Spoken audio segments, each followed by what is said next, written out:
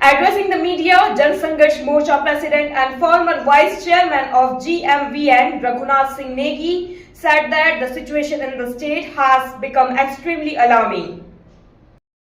In most districts, riverbeds are being dug up day and night without any checks, leading to a rampant illegal mining business that causes a massive loss of revenue amounting to thousands of crores. According to him, the government is being run by mafias and every decision is made at their behest. A few dedicated officers want to take action, but they remain helpless in front of the system.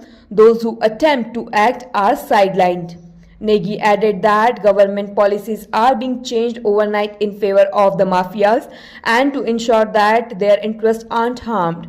The government hires high-profile private lawyers at huge cost to represent them. He alleged that the state is being hollowed out in a bid to repay the mafias who helped in forming the government.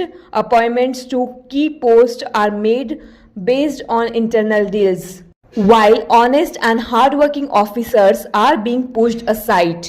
Negi further alleged that senior officials, including the Commissioner of Garhwals and Kumaon District Magistrate and top police officers, are merely psychopaths. One particular officer is so obsessed with making Facebook reels that he has apparently turned blind to the rampant illegal mining taking place in the rivers. The illegal mining trade in the state is now being discussed across the country, but those responsible are busy reaping personal benefits, ignoring the reputation and interest of the state. The Morcha will continue to expose the dark realities of the government corrupt dealing before the public.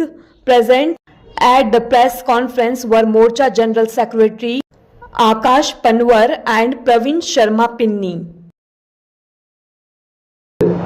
प्रदेश में तांडव मचा हुआ है, पूरे खनन और शराब mafia इस प्रदेश को चला रहे हैं, तो आप ये समझ सकते हैं कि इस प्रदेश का क्या होगा।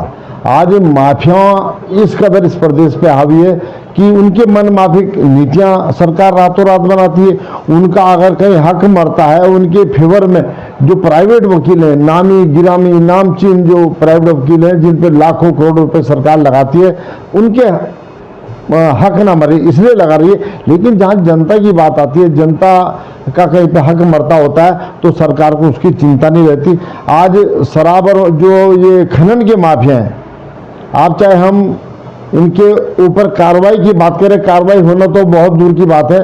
सारे के सारे अधिकारी को सरकार ने इस कदर दबाव में ले रखा है। चाहे हम कमिश्नर गढ़वाल की बात करें, कुमाऊं की बात करें, ये सब चाहे बड़े बड़े डीएम्स हों, इन तमाम जिलों के बड़े बड़े पुलिस के आला अधिकारी आज सारे के सारे कठपुतली बनकर रह गए।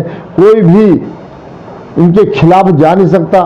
सरकार की जो तमाम रात दिन जो नदियां चीरी जा रही हैं, उनका अवैध जो है दोहन हो रहा है, तमाम अवैध कारोबार पूरी रात को चल रहा है। कोई अधिकारी आज उसको रोक पाने की स्थिति में नहीं है, क्योंकि उनके ऊपर अगले दिन ही चाबुक चल जाएगा। और जो ईमानदार अधिकारी जो कुछ करना भी चाहते हैं, उन पर इतना ज़्यादा दबाव कि वो कर नहीं पा रहे।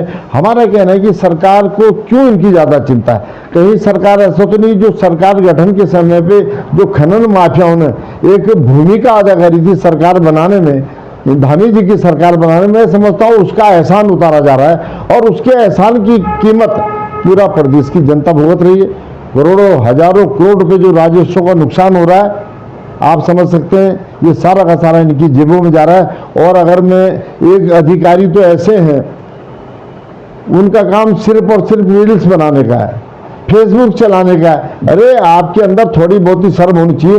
पूरे प्रदेश में पूरा मंडल लूट रहा है, आप उसको तो देखें। पूरी रात में पूरे दिन के उजाले में अवैध खनन होता है, लेकिन वो आपको दिखाई देता है। आप सिर्फ और सिर्फ वीडियो बनाने में मस्त है, रील्स बनाने में मस्त है। तो ये सरकार जो है, ये माफियाओं की सरकार है। जिस सरकार को माफिया चला रहे हैं, उस प्रदेश का क्या होगा ये आप अनुमान लगा सकते हैं।